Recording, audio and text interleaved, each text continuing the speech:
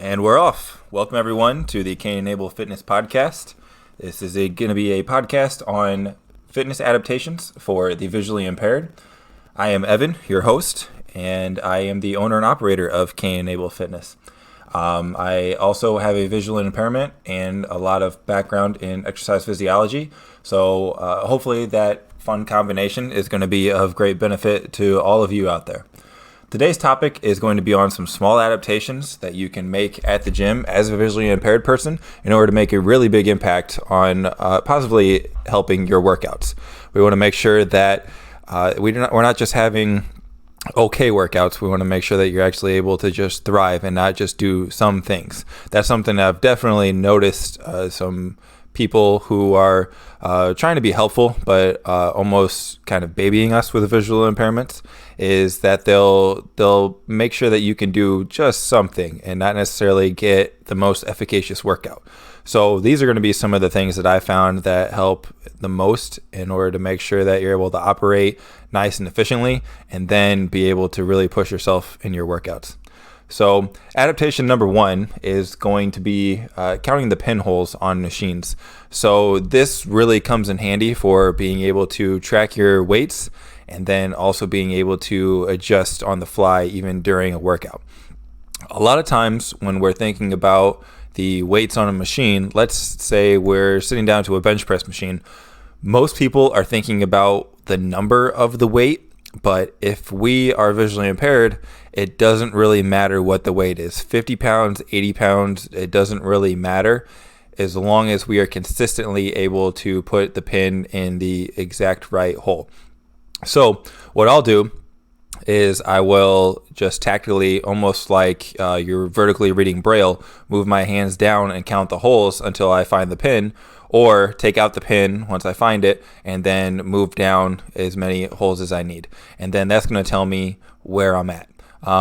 What I'll commonly do is either count what number hole that I put the pin in order to set the weight from the top, or I'll count how many open holes there are between the very top of the weight stack where it would be empty and the actual pin itself. Just it kind of depends on the machine.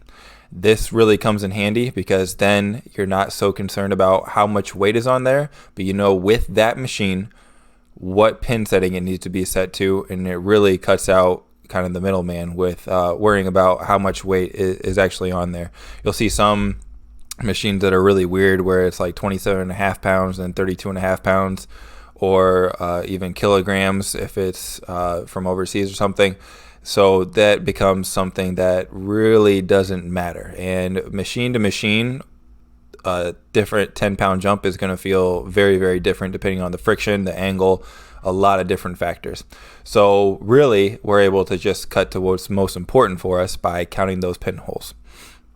Next adaptation that I thought of was being able to feel the weights and knowing what they are. So that's going to make things a little bit more efficient for you being able to find weights.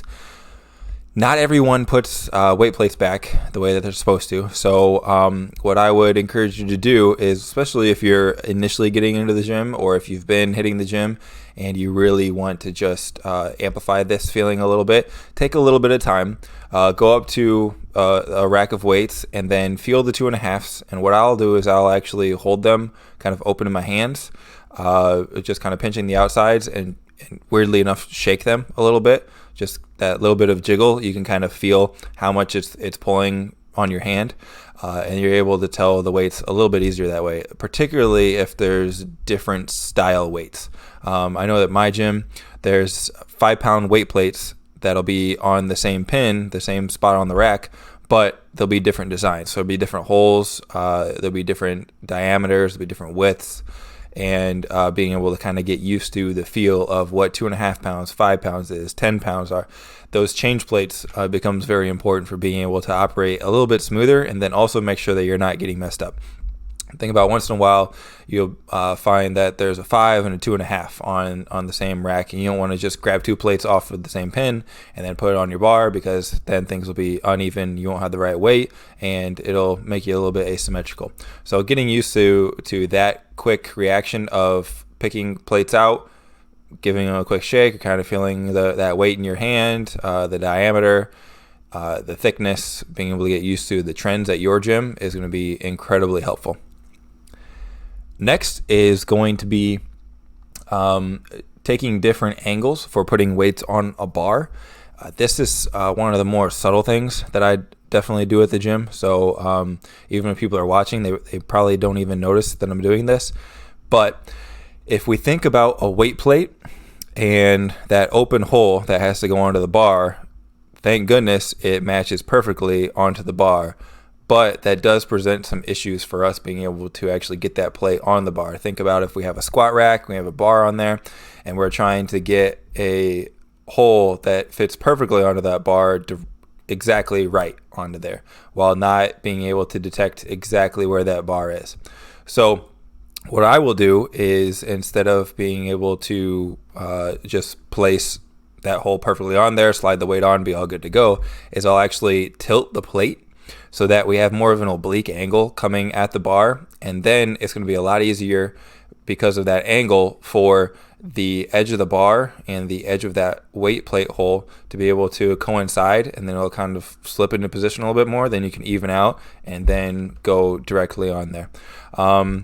This is going to take a little bit of practice, and it kind of depends on if it's like a bench press height, a shoulder press or back squat height, or even a deadlift bar that's already on the ground. But you're going to find that turning that plate just a bit, between probably 30 and 45 degrees, is going to mathematically make it easier for you to be able to coincide one part of the bar circle with one part of the weight plate circle. Then you're able to kind of right the ship, get it all lined up, and then pull the plate or push the plate onto the bar. So again, that's kind of a weird, subtle one, but definitely comes in handy and makes me seem a lot more competent at the gym, even though really just faking it in that part. All right, next adaptation is going to be using the knurling in order to determine where your hands are actually positioned. So if you don't know, the knurling is that rough, kind of scratchy stuff that you'll feel on different barbells, and it'll be very different tactically depending on what kind of bar. If you have like a Texas powerlifting bar, or there's specific deadlift bars, those are going to be a lot rougher because they are made to really dig in more. They're made for more of a competitive setting. And then it tends to be a population where they're going to be lifting a little bit heavier and kind of need that bar to almost act like sandpaper, where there's a lot of friction in their hand so that you're able to pick up or lift more weight.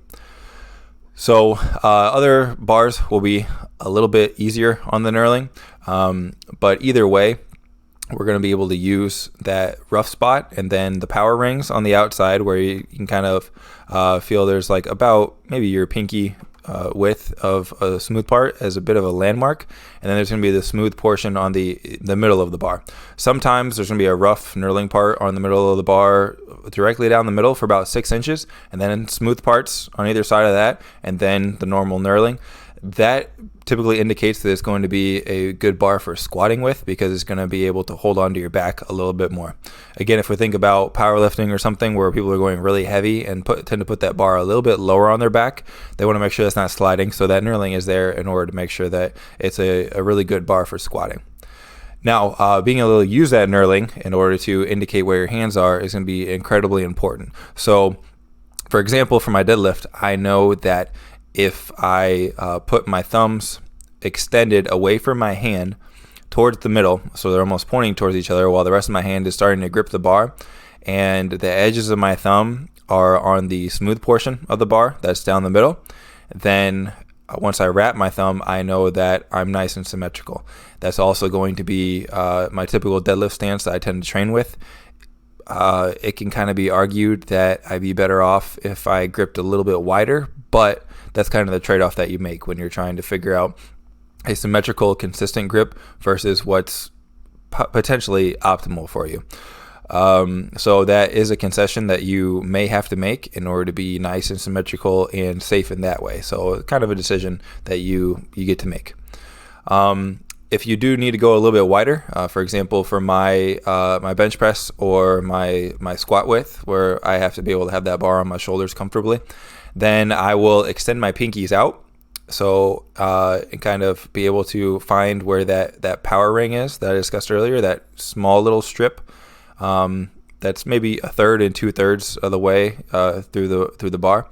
You'll be able to kind of find that. I use my pinkies, and then I wrap my pinky in that spot, kind of place it there, and use the rest of my hand to meet at that point. So then I know I'm nice and symmetrical there as well. So again, whatever exercise you're doing, whatever grip you need to be using, really use that knurling as a good landmark of that. If you're in a gym where you have some very, very smooth bars, I would just highly recommend that you make sure to have someone double check your width, or take that little bit of extra time before a lift in order to make sure that you're nice and symmetrical. It may, with really smooth bars, I know like the YMCA back home, they have some pretty old bars. A lot of that bar is going to feel very similar, and you're trying to feel where knurling almost used to be.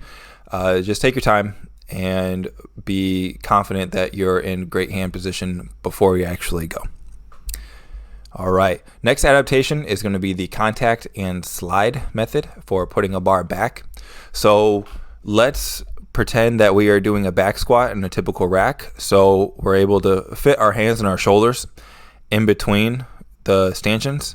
And then we're going to be able to pick up that bar, take a couple of steps back, make sure that we're walking back nice and symmetrically, and then do our set of squats. Let's say we're doing 5 heavy reps, and then we're pretty tired on our way back in. So what we want to do is make sure that we are nice and safe in order to put the bar back, and then not going dramatically side to side, or being able to kind of hit the rack, bounce back out, and then perhaps maybe miss one of the safety hooks. So the contact and slide method is really, really good for helping to prevent any of these issues.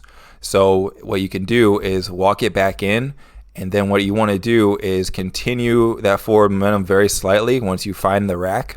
So that with this back squat example, you're almost going to be leaning into the rack a little bit in order to ensure that you're not going too fast, hitting the rack, and then bouncing back horizontally, because then we might be able to go so far back that when we try to sit the bar back down into the rack, that we would miss one or both of the hooks, and that's going to be a very dangerous position. So that slight lean and continuing that contact, and kind of once sometimes it'll bounce just minorly, but once you have that firm, consistent contact and that forward lean into the rack, then you can bend your legs more in order to set that bar back down. This is always going to be very useful with bench press as well. If you're in a rack, whether you're being spied or not, you want to make sure that when you have those arms locked out and you're almost controlling it with your lats on the way back into the rack, that you focus on horizontal, and then keeping that horizontal pressure on the rack, and then sliding it down. So it's almost as if you think about the knurling that we just discussed. If you had paint on that rack in those safety pins or hooks, whatever you're using, that you're going to be scraping paint off of the side when you really drag that bar vertical into the rack. There's people who can be more precise if they have really good vision, or if they're just under control or not under very much duress, who can just set it directly in that kind of cup of the hook that we're trying to put the bar back in.